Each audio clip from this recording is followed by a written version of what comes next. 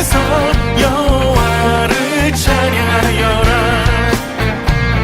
보좌 위에 앉으신 여호와, 우리들을 다스려 주시니 주님이 주시는 넘치는 은혜 여호와께 감사드리라. 영원하신 왕주 찬양하라. 주의 성소에 다 모이리라. 주께 온전한 예배를 드리는 자가 이 땅에 넘쳐나리라. 영원하신 왕주 찬양하라. 주의 선하심 다 외치리라. 주를 높이며 주님의 크신 능력을 모두 다 노래하리라.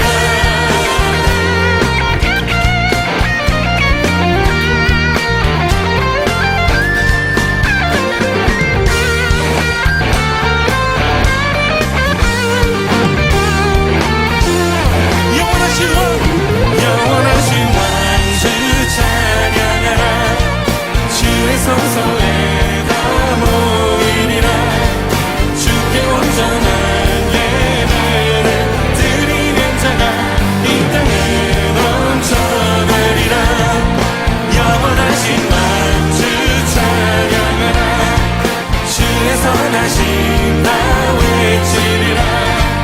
주를 높이며 주님의 크신 능력을 모두 다 노래하리라. 주의 백성으로 우리를 부르신 주님, 주의 권능도 위엄 찬양합니다. 할렐루야.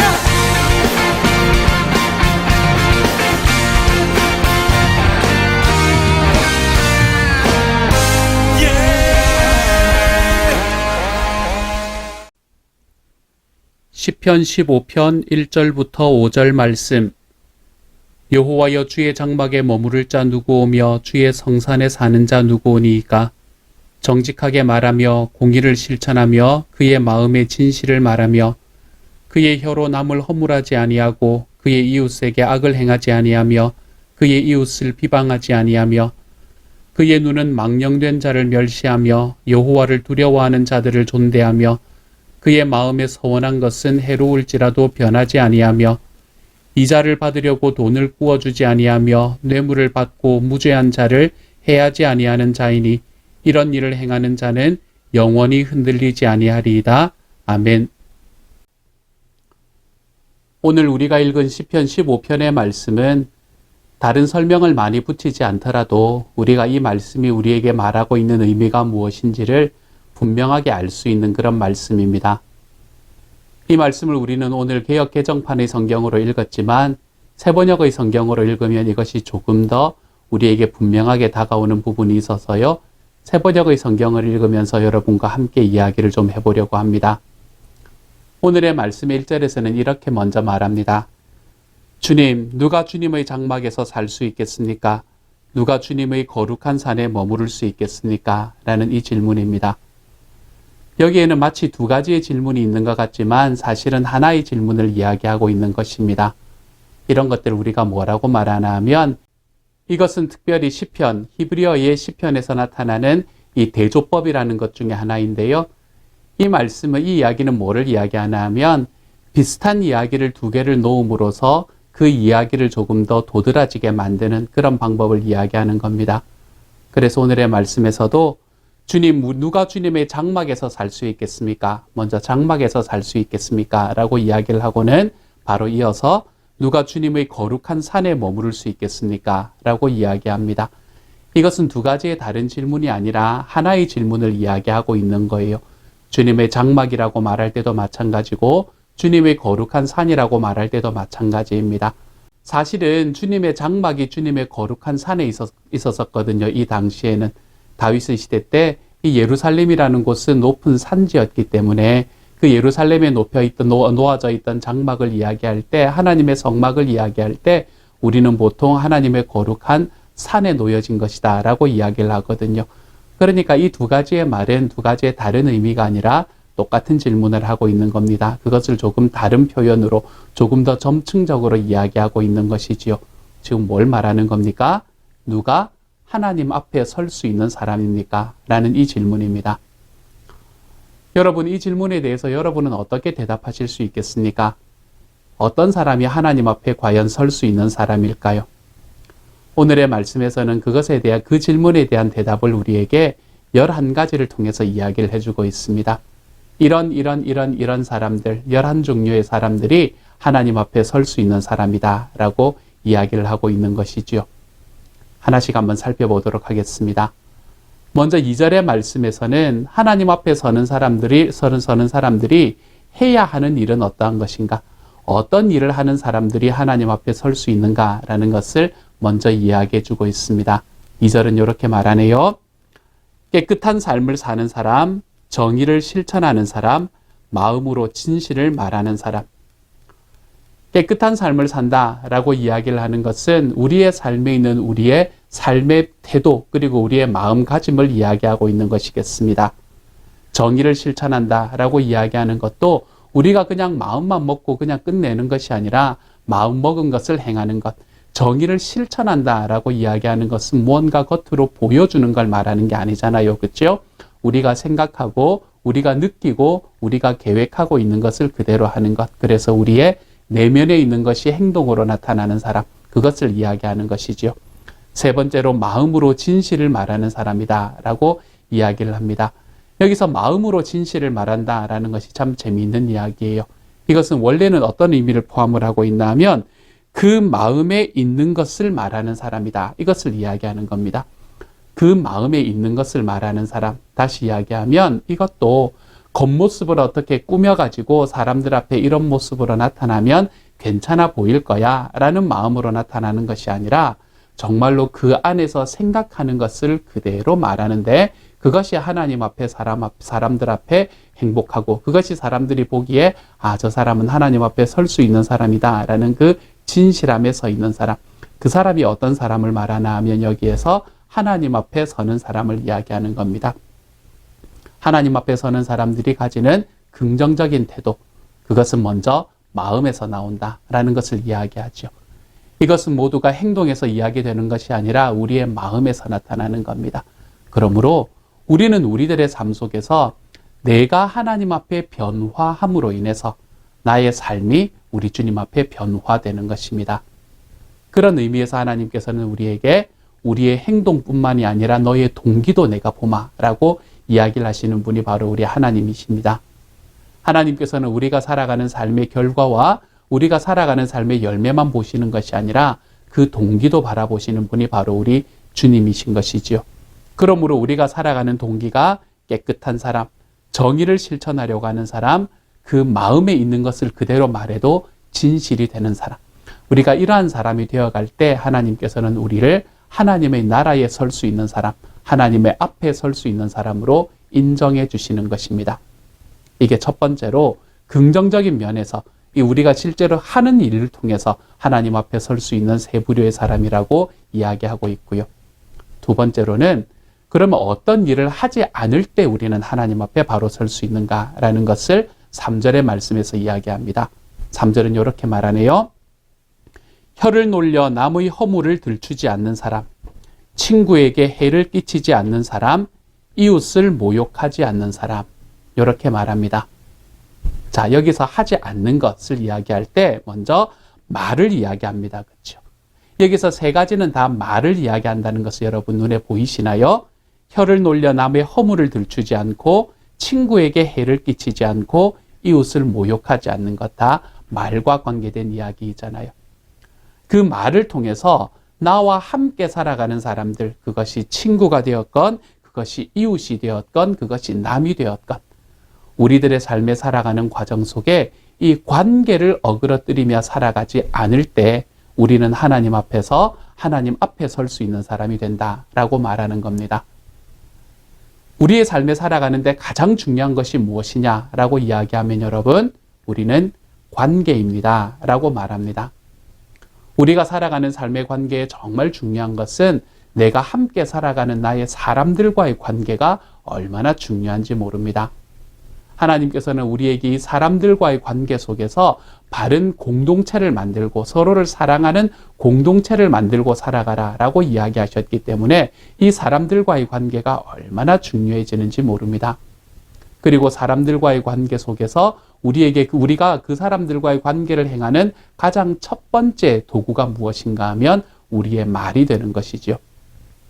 그러므로 말을 통해서 주변 사람들을 힘들게 만들지 않는 사람, 우리의 말을 너무 쉽게 내뱉거나 아무 생각 없이 내뱉거나 아니면 내 뜻대로 누군가를 조종하기 위해서 내가 말을 함으로 인해서 주변의 관계가 흐트러지지 않는 사람, 그런 사람들이 하나님 앞에서 바로 설 수 있는 사람이다 라고 말합니다. 두 번째, 행하지 않아야 되는 것은 무엇입니까? 우리가 우리의 입술, 특별히 말을 통해서 나의 주변의 사람들과의 관계를 깨지 않는 사람, 그 사람이 하나님 앞에 설 수 있는 사람이다 라고 이야기합니다. 이것을 우리는 한마디로 뭐라고 이야기합니까? 따뜻한 사람이다 라고 이야기하죠. 따뜻한 사람이 되면, 넉넉한 사람이 되면, 여유로운 사람이 되면, 그러면 우리는 우리 주변에 있는 사람들 앞에서 하나님 앞에 내가 바르게 서 있는 사람이라는 것을 인정받을 수 있는 사람이 된다는 것이죠.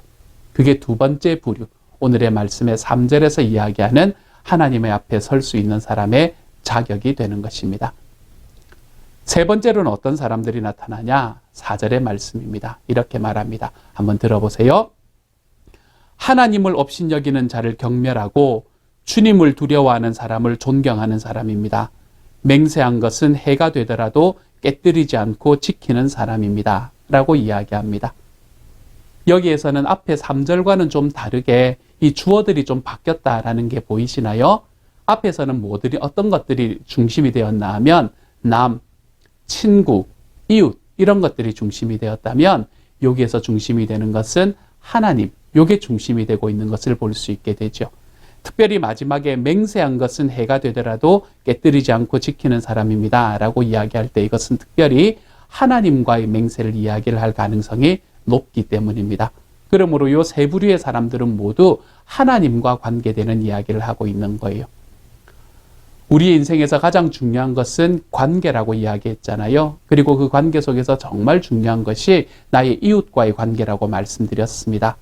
하지만 이것이 아무리 중요하더라도 그 중요도에 있어서는 완전히 똑같지만 순서에 있어서는 이것보다 먼저 서 있는 것, 그것이 바로 하나님과의 관계입니다. 오늘 4절에서 나오는 이야기는 하나님 앞에 설 수 있는 사람은 하나님과의 관계가 올바른 사람이 되어야 한다라고 이야기를 하고 있는 것입니다. 하나님과의 관계가 올바르게 된다라는 것은 지금 우리가 쓰는 말로 이야기하면 어떤 말로 표현할 수 있을까요? 하나님과의 관계가 올바로 된다는 것은 내가 내 주님이신 예수님을 나의 삶의 구주로 받아들이고 내가 하나님께서 나의 삶의 구세주 되심을 인정하고 있는가? 이것을 이야기하는 것이죠. 이것이 바로 하나님과 나와의 관계를 올바로 여기면서 살아가는 것이죠. 주님께서 나의 삶의 구주가 되어주시고 주님께서 나의 삶을 이끄는 인도자가 되어주시기 때문에 내 삶은 내 뜻대로 행해지는 것이 아니라 하나님의 뜻대로 이루어지는 것이 당연하다. 이런 것들을 우리의 삶에서 인정하며 살아가는 것을 이야기하는 것이죠. 그래서 이 4절의 말씀은 우리가 하나님과의 관계를 어떻게 맺고 살아가는 것이 올바른가, 어떻게 맺고 살아가는 사람이 하나님 앞에 바르게 설 수 있는 사람인가라는 것을 이야기해 줍니다. 그러면서 어떻게 말하나요? 다시 한번 이야기해 볼게요. 하나님을 업신여기는 사람을 경멸하고 마음속에 화가 나면, 날 때라면 나 때문에 화가 나는 것이 아니라 내 자존심 때문에 화가 나는 것이 아니라 내가 갖고 있는 철학 때문에 화가 나는 것이 아니라 하나님의 이름이 떨어질 때 차라리 화를 낼 줄 아는 예수님처럼 그런 사람이 되어가는 사람이 주님 앞에 바로 설 수 있고, 주님을 두려워하는 사람은 존경하는 사람, 우리가 그 사람이 가지고 있는 사회적인 지위나 그 사람이 가지고 있는 이 소유의 풍요와 상관이 없이 우리가 하나님을 소중히 여기는 사람은 나도 소중히 여기는 사람으로 나아가 보고, 또한 하나님 앞에 맹세한 것은 나에게 좀 해가 된다고 하더라도 끝까지 지켜볼 줄 아는 사람. 우리가 이러한 삶을 통해서 하나님과의 관계를 맺어 나가기 시작할 때, 바르게 맺기 시작할 때 우리는 하나님 앞에 바로 설 수 있는 사람이 된다라고 이야기하고 있습니다. 마지막으로 10번째와 11번째가 이 5절의 말씀에서 나타나는데요. 요건 앞에 것과는 조금 결을 달리합니다. 5절의 말씀은 이렇게 말합니다. 높은 이자를 받으려고 돈을 구워주지 않으며 무죄한 사람을 해칠세라 뇌물을 받지 않는 사람입니다. 이렇게 말합니다. 여기서는 무엇과 관계되는 이야기를 하고 있는 거예요? 돈과 관계되는 이야기를 하고 있는 거죠. 그런데 여기서 특별히 두 번째 이야기하는 무죄한 사람을 해칠세라 뇌물을 받지 않는 사람입니다. 라고 이야기하는 것은 무엇을 말하나 하면 우리의 삶에서 돈보다 사람이 더 소중합니다. 라는 것을 인정하며 사는 사람을 말하는 겁니다.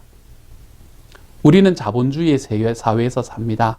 우리는 지금 21세기에 신자유주의가 온 세계를 휩쓸고 있는 그런 시대를 살아가고 있습니다. 신자유주의에서, 자본주의에서 가장 중요하고 가장 덕스러운 목록이 되는 것, 그것이 바로 돈입니다. 돈이 있으면 사람이 인정을 받고 돈이 없으면 인정을 받지 못합니다. 누군가가 돈을 벌었다라고 이야기하면 그것이 사회적으로 큰 인정을 받고 그 사람이 사회적으로 높아지는 통로가 되고 돈을 벌지 못할 때에 우리는 그렇게 되지 못하는 사회, 그것이 신자유주의의 사회입니다. 그러므로 더 많은 돈을 벌기 위해서는 어떠한 것도 다 희생하며 살아갈 수 있다. 왜냐하면 돈이 최고의 가치니까. 그렇게 이야기하는 것입니다. 하지만 우리는 이런 시대를 살아가고 있더라도 오늘의 말씀을 쫓아가다 보면 우리는 우리의 삶에 나의 소유와 나의 돈보다 우리의 삶에서 나와 함께 살아가는 사람이 더 소중함을 기억하며 걸어갈 때 하나님 앞에 올바로 설 수 있는 사람이 된다라고 이야기하고 있는 것이지요. 여러분은 어떻습니까? 여러분의 삶에 살아가는 돈이 더 소중합니까? 여러분의 삶 속에서 함께 있는 사람들이 더 소중합니까? 오늘의 말씀은 우리에게 사람이 더 소중합니다. 라고 너무나 분명히 이야기합니다. 특별히 돈의 문제를 이야기하는 것은 우리에게 무언가를 좀 이야기해 주고 있는 듯합니다. 그때 당시 시대는 우리가 살아가는 이 신자유주의와 같은 그런 시대가 아니었을 것임에도 불구하고 돈이라는 것이 사람의 마음을 홀리는 때가 얼마나 많았는지 모르는 것 같아요. 그렇기 때문에 특별히 앞에서 말과 여기서 돈의 이야기를 우리에게 강조하고 있는 것이죠. 말을 조심해라. 말로 형제들과의 관계를 깨는 것을 조심해라. 그리고 그 돈을 사람보다 더 높은 곳에 놓지 마라. 라고 이야기하는 이 두 가지의 말로 우리에게 다가오고 있는지도 모르겠습니다. 특별히 돈이 더욱더 소중해지고 있는 이 시대에는 이 말씀을 지키는 것이 오히려 더 힘들지도 모르겠습니다. 하지만 이러한 말씀을 지켜낼 때 하나님께서는 우리가 이 세상에서 하나님의 나라에 살아가는 사람임을 인정해 주시는 자리로 걸어갈 수 있게 될 거예요. 이렇게 살아가는 사람들에 대한 결론이 무엇입니까? 마지막의 말씀이 이러한 사람은 영원히 흔들리지 않을 것입니다. 이렇게 말합니다. 이렇게 살아가는 사람은 흔들리지 않습니다. 사람들과의 관계 속에서 올바로 서고 그 말로 사람의 관계를 깨지 않으려는 그 삶을 걸어가고 그리고 또한 하나님과의 관계 안에서 하나님과 나 사이의 관계를 바르게 세우기 위한 그 노력을 해나가며 그리고 우리들의 삶 속에서 깨끗하고 정의를 실천하고 마음으로 진실을 말하는 내가 살아가는 나의 삶의 태도의 변화가 우리들의 삶을 더 아름답게 만들어가는 그러한 삶의 걸음으로 걸어갈 때 그리고 또한 내가 가지고 있는 소유보다 생명이 있는 사람들이 더 소중합니다라는 것을 기억하며 걸어갈 때 하나님께서는 그런 사람이 하나님 앞에 바르게 설 수 있는 사람이다 라고 이야기하고 있는 것입니다. 사랑하는 여러분, 저는 저와 여러분이 이 말씀대로 좀 살았으면 좋겠습니다. 그냥 11가지에 살아가야 될 본이다 라고 생각하시면 되겠습니다. 그런데 여러분, 이 말씀을 가만히 바라보면 우리가 이대로 살아갈 수 있습니까? 없습니까? 이대로 살아갈 수 없는 게 너무 분명하죠. 그렇지만 기억하십시오. 우리의 삶에 예수 그리스도가 오심으로 인해서 우리의 삶은 점점 하나님 앞에 성장해 갈 것이며 또한 그렇게 성장하는 우리의 삶을 하나님께서는 힘써 응원해 주시는 분이 되실 것입니다. 우리 주님을 꼭 붙들고 하나님 안에서 정말 기쁨으로 살아가는 주님의 사람이 되십시다. 그래서 우리의 삶에 있는 그 주님의 놀라운 은혜를 내가 온전히 내 삶에 붙들고 내 주님 때문에 내 주님의 십자가 때문에 주님, 내가 주님 앞에 바르게 설 수 있는 사람이 됨을 감사합니다. 우리 주님 앞에 그렇게 고백하며 걸어가는 하나님의 사람이 되어 가시기를 소망합니다. 말씀을 다시 한번 읽고 기도하고 오늘 예배를 마치도록 하겠습니다. 주님, 누가 주님의 장막에서 살 수 있겠습니까? 누가 주님의 거룩한 산에 머무를 수 있겠습니까? 깨끗한 삶을 사는 사람, 정의를 실천하는 사람, 마음으로 진실을 말하는 사람, 혀를 놀려 남의 허물을 들추지 않는 사람, 친구에게 해를 끼치지 않는 사람, 이웃을 모욕하지 않는 사람, 하나님을 업신여기는 자를 경멸하고 주님을 두려워하는 사람을 존경하는 사람입니다. 맹세한 것은 해가 되더라도 깨뜨리지 않고 지키는 사람입니다. 높은 이자를 받으려고 돈을 꾸어주지 않으며 무죄한 사람을 해칠세라 뇌물을 받지 않는 사람입니다. 이러한 사람은 영원히 흔들리지 않을 것입니다. 아멘. 함께 기도합니다. 사랑하는 하나님, 주님의 성산에 설 자가 누구고 주님의 거룩한 집에 설 자가 누구냐? 그리고는 11가지를 우리에게 말씀해 주셨습니다. 나의 태도의 변화로 우리의 공동체가 변화하는 삶, 나의 마음의 태도의 변화가 나의 행동의 변화로 이어지는 하나님의 사람이 되는 것. 특별히 나의 말을 통해서 내 주변에 있는 사람들을 업신여기거나 그 사람들에게 상처가 되는 그런 관계를 깨는 삶을 살지 않는 사람들.